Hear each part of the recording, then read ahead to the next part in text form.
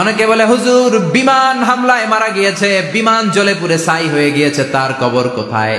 তার আত্মাটা যেখানে আছে ওই জায়গায় প্রশ্ন আছে না নাই? অনেকে বলে হুজুর সাগরের মধ্যে পড়ে মারা গিয়েছে, তিমি মাছ খেয়ে ফেলেছে, তার কোনো অস্তিত্ব নাই, কিন্তু তার রুহুটা আছে না নাই? প্রতিটা রুহু সংরক্ষণ করে কে? প্রত্যেকটা আত্মা আল্লাহর কাছে সংরক্ষিত থাকে। প্রতিটা রুহু, প্রতিটা মানুষ মালাকুল মাউতকে দেখতে পায়। আপনিও দেখবেন, আমিও দেখব। মুমিনদের কাছে এসে মালাকুল মাউত একজন যুবকের বেশে সাদা ধবধবে জুব্বা পরে সুগন্ধি মেখে মুমূর্ষু ব্যক্তির শিয়রে বসে বলে, ইয়া আইয়াতুহান নাফসুল মুতমাইন্না, হে প্রশান্ত আত্মা, উখরুজি ইলা মাগফিরাতুল্লাহি ওয়া রিদওয়ানি, আল্লাহর ক্ষমা আর দয়ার দিকে বের হয়ে আসো। বলা মাত্রই মুমিনের আত্মাটা স্মুথলি বের হয়ে আসে। কাফান মিন আকফানিল জান্নাহ, হানুত মিন হানুতিল জান্নাহ, জান্নাত থেকে আনা সুগন্ধি কাফনের মধ্যে পেঁচিয়ে তিনি রূহটাকে নিয়ে ইল্লিনে চলে যায়। সরাসরি দেখে মালাকুল মাউতকে। আর যারা ইসলাম বিরোধী, কোরআন বিরোধী, তাদের সামনে এসে মালাকুল মাউত ত্রাস সৃষ্টি করে। আগে ধমক। হাইওয়েতে মাঝে মাঝে ডাকাতি হয় না? বাসগুলোর মধ্যে যখন ডাকাতি হয়, বাসে থাকে 50 জন, ডাকাত ঢুকে 5 জন, এই 5 জনের ভয়ে সবগুলো পেশাব করে দেয়। কারণ ত্রাস সৃষ্টি করে। এসেই চাইনিজ কুড়াল দিয়ে আগে কোবায় দেয় 4-5 জনের। রক্ত দেখে কি দেওয়ার সব আগে রেডি করে রাখে। মালাকুল মাউত এসে কাফের নাস্তিক মুশরিকদের সামনে সেরকম একটা ত্রাস সৃষ্টি করে, ভয়ে লোকটা কাঁপতে থাকে। ওর কাছে ভদ্র ভাষায় কথা বলে না, সুন্দর জামা পরে আসে না, কালো কুচকুচে চেহারা, ভয়ঙ্কর একটা রূপ নিয়ে, আকৃতি নিয়ে ইসলাম বিরোধীদের মাথার সামনে আসে, দুর্গন্ধযুক্ত চেহারার দেহ নিয়ে ধমক দিয়ে বলে, ও পাপাত্তা, ইয়া আইয়াতুহান নাফসুল খাবিসা উখরুজি ইলা গাদাবিল্লাহ, হে পাপাত্তা, আল্লাহর রাগ, ক্রোধ আর গজবের দিকে বের হয়ে আয়। মুমিনের আত্মা বলার সাথে সাথে যেমনি মুমিনের দেহ থেকে বের হয়ে জান্নাতি কাফনের ভেতরে ঢুকে, কাফেরদের আত্মাও কি এরকম তাড়াতাড়ি বেরোতে চায় নাকি? কাফেরদের আত্মা বেরোতে চায় না। ডানে দৌড়, বায়ে দৌড়, সামনে দৌড়, পেছনে দৌড়, আহা দৌড়াদৌড়ি করে। মালাকুল মাউত এটাকে টেনে হিচড়ে, একটা জীবিত ছাগলকে জবেহ না করে, জবাই না করে, তার চামড়া উল্টার দিকে টেনে হিচড়ে বের করলে ছাগলটা যত কষ্ট পায়, এর সে কমসে কম 70 গুণ বেশি কষ্ট দিয়ে কাফের মুশরিক আর গাদ্দারদের রূহ কবজ করা হয়। আল্লাহ এই পরিস্থিতি থেকে তুমি আমাদের বাঁচাও।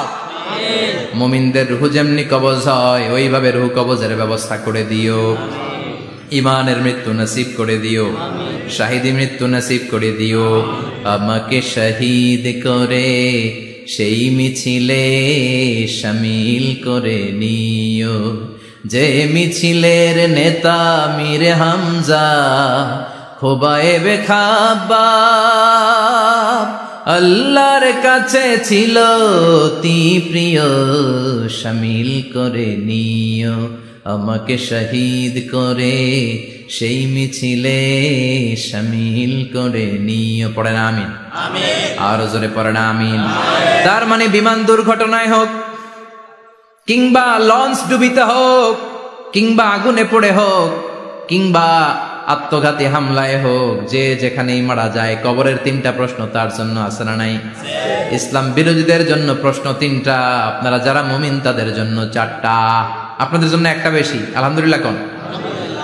কবরে এসে প্রথম প্রশ্ন করবে, মুনকার নাকির যখন চলে আসবে, 40 কদম যখন আত্মীয় স্বজনরা লাশটাকে কবরের মধ্যে দিয়ে 40 কদম চলে যায়, তখনই ফেরেশতা চলে আসে। আহা, শেষ, সব শেষ। এসেই পরীক্ষা শুরু। মার রব্বুক, তোর রবের নাম কি? চিল্লায় বলেন, আমাদের রবের নাম কি? আমরা বলবো রব্বি আল্লাহ, আল্লাহ আমারে রব। দমে দমে তনু মনে তারি অনুভব। পড়েন, আল্লাহ আমারে রব। তোমার দুনিয়াতে আমি যেদিকে তাকাই, অথই নিয়ামতে ডুবে আছি সবাই।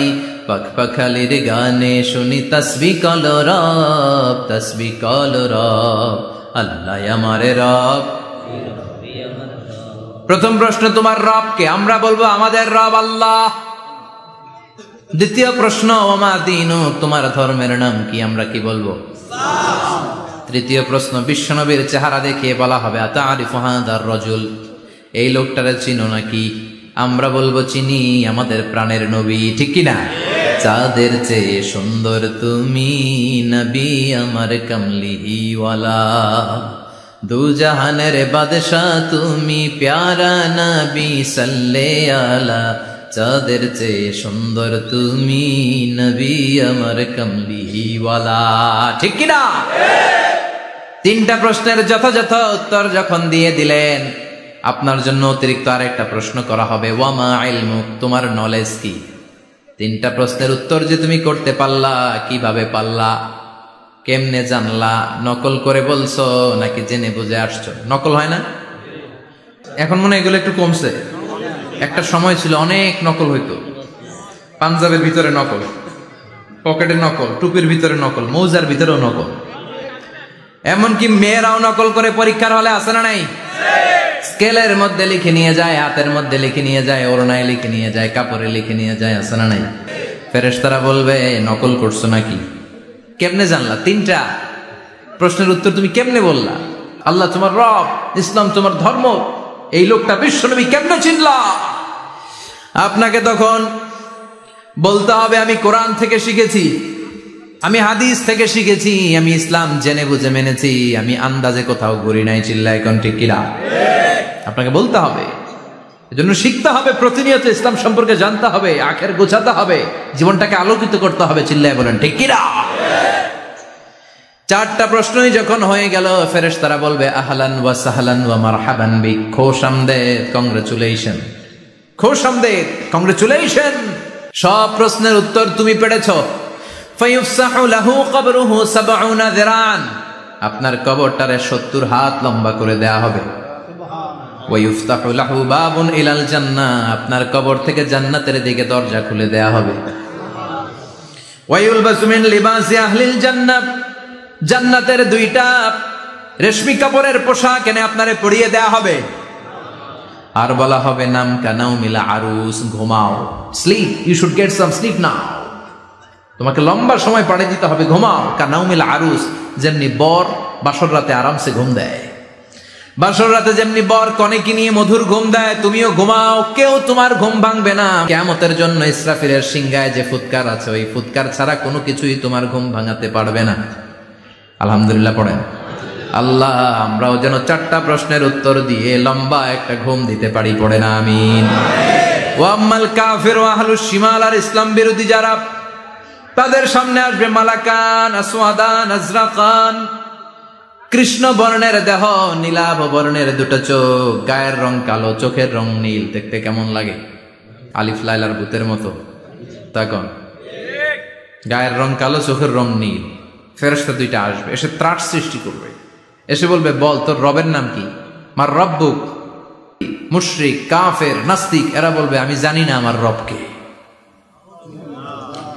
আমি জানি না, আমি তো আজীবন শুধু চেয়ার করেছি, মদ খেয়েছি, আমি ধর্ষণে সেঞ্চুরি করেছি দুনিয়ার বুকে, আমি টেন্ডারবাজি করেছি, চাঁদাবাজি করেছি, আমি মাস্তানি করেছি, আমার দাপটে এলাকার ইসলাম প্রিয়রা বাসায় ঘুমাতে পারে না। আমি ছিলাম টেন্ডারবাজ, আমি ছিলাম গডফাদার, সন্ত্রাসীদের লিডার, আমি ছিলাম ডন 1 2 3 সব, আমি ছিলাম ডনের ডন, আমি ছিলাম মাস্তান, রংবাজ, রব টপ কি আমি তো জানি না। লাদ্রি লাদ্রি, আমার জিজ্ঞেস করো না। আবার প্রশ্ন করা হবে ওয়ামা দীনুক, তোর ধর্মের নাম কি? বলবে লা আদরি, আমার কোনো ধর্ম নাই, আমার কোনো ধর্ম নাই, আমি শুধু মৌজ মাস্তিতে ছিলাম, আমি আনন্দ ফুর্তি করেছি, ইসলাম নিয়ে আমার মাথা ব্যথা ছিল না, আজীবন ইসলামরে আমি বাস দিয়েছি। চিল্লায় বলেন ঠিক কিনা? ইসলাম বিরোধীদের সাথে ছিল আমার চলাফেরা, আমার সব সাঙ্গ পাঙ্গ ছিল গুন্ডা বদমাশ, ইসলাম বিরোধী। রব কি, ইসলাম কি, এগুলো আমি জানি না, আমার এগুলো জিজ্ঞেস করো কেন? ধর্ম কি আমি জানি না, আমি কিচ্ছু মনে করতে পারছি না। 3 নম্বর প্রশ্ন করা হবে আতারিফু হাযার রাজুল, দেখো তো এই লোকটারে চিনো কিনা? কয় না, চিনি না, তবে মনে হয় এই লোকটারে দুনিয়ার বুকে আমি গালি দিতাম, এই লোকটার বিরোধিতা করতাম, ব্লগের মধ্যে এই লোকটার ব্যাপারে কুৎসা রটনা করতাম, এই লোকটার কার্টুন বানিয়ে আমি হিংসা ছড়িয়ে দিতাম, এই লোকটার ব্যাপারে আমি এলাকার মধ্যে অপপ্রচার চালাতাম। ফেরেশতারা বলবে তাই, এই ছিল তোর ডিউটি, দাঁড়া এখনই আমাদের খেলা শুরু, এখনই শুরু। ফায়ুতরাকু বিমাতারিকা মিন হাদিদ, লোহার একটা হাতুড়ি দিয়ে মাথা থেকে পা পর্যন্ত পিটানো হবে, পিটিয়ে ওর গোশতর হাড্ডিগুলোকে থেতলে ফেলা হবে। ওয়ায়ুকালু লিল আরদি ইলতাইমি, কবরের দুই পাশের মাটিরে বলা হবে এবার দুই দিক থেকে তোরা চাপ দে। চাপ দেয়া হবে, ধাক্কা ধাক্কি করেও সে সুবিধা করতে পারবে না। মাটি আস্তে আস্তে আস্তে আস্তে দেহের দুই দিকে লেগে এমন জোরে দুইটা চাপ দিবে, ফাতাখতালিফা আদলাউহু, তার ডান পাশের পাজরের হাড্ডি বাম দিকে ঢুকে যাবে, বাম দিকের হাড্ডি ডানে চলে যাবে।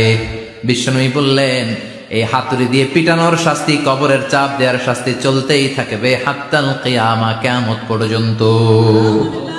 আল্লাহ কবরের শাস্তি থেকে আমাদের বাঁচাও।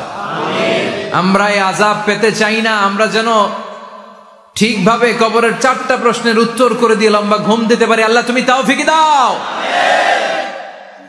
এজন্য আল্লাহ বললেন, গোলাম দুনিয়া নিয়ে পাগল হয়ে থেকো না। এই দুনিয়ার জীবন আসল জীবন নয়, আসল জীবন হলো কবরের জীবন। জোরে বলেন ঠিক কিনা?